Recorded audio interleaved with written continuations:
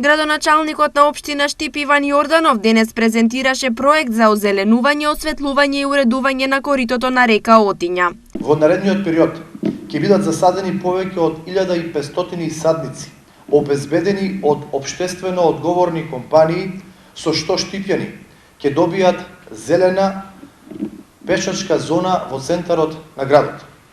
Овој проект вклучува и вградување на повеќе од 200 канделабри и 100 клупи кои ќе бидат поставени во кеот на река Отиња. Во исто време продолжува и проектот за изградба на конзоли на Отиња.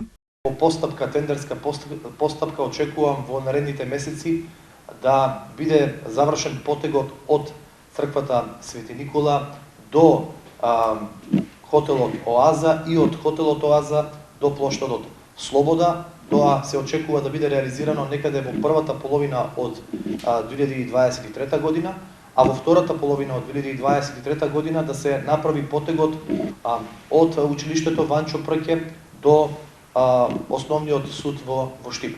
Со двата проекта градоначалникот Јорданов очекува централното градско подрачје на Штип да добие нов лик, а сообраќајниците ќе се прошират и ќе бидат пофункционални.